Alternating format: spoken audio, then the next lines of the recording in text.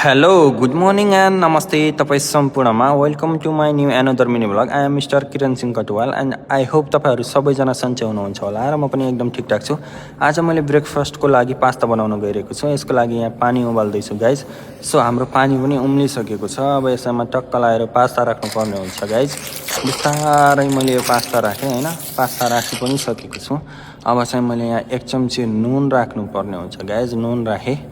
अब यसलाई चाहिँ मैले बिस्तारै चलाएर 5 मिनट जति पास्ता यो पकाउनु पर्ने हुन्छ। धेरै पकायो भने फेरि खराब हुन्छ। सो हाम्रो पास्ता पनि पाकेर रेडी भइसकेको छ, तातो छ। बिस्तारै बिस्तारै निकाल्दैछु गाइज। अब यो बिस्तारै गर्दा लेट हुने हो भनेर मैले ड्याममै एकैचोटि सबै खन्याइदिएँ यसैमा। अब हाम्रो यो पास्ता रेडी भइसकेको छ गाइज। अब यसको लागि फ्राई गर्नुपर्ने हुन्छ। सो सब्जीहरू काट्नुपर्ने हुन्छ। त्यतिन्जेल मैले यहाँ तेल कराईमा बसालेँ र मैले यहाँ कटिङ गरेँ। मैले सब्जी कटिङ गरेर पनि सकेको छु। अब चाहिँ यो सब्जी र पास्तालाई एकै ठाउँमा राखेर टक्क डिप फ्राई हान्नुपर्ने हुन्छ होइन। यसको लागि सबैभन्दा पहिला मैले यहाँ हरियो खुर्सानी र प्याज फ्राई गर्दैछु।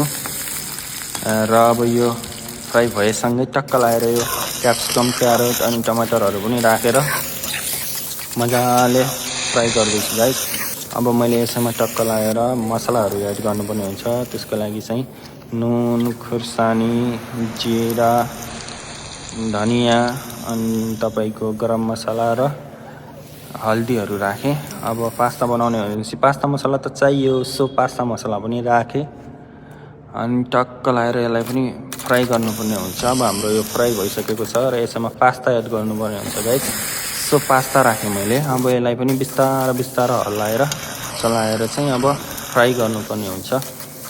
अब हाम्रो जहाँसम्म लगभग पास्ता पनि रेडी नै भइसकेको छ गाइज। अब टक्क लगाएर यहाँ हरियो धनियाँ पत्ता राख्नुपर्ने हुन्छ।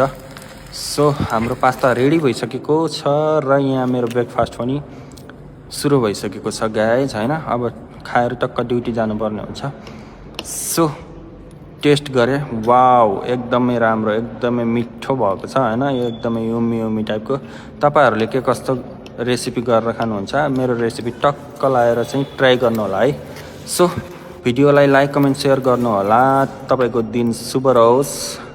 आजलाई चाहिँ भिडियो यति नै। हस्, धन्यवाद।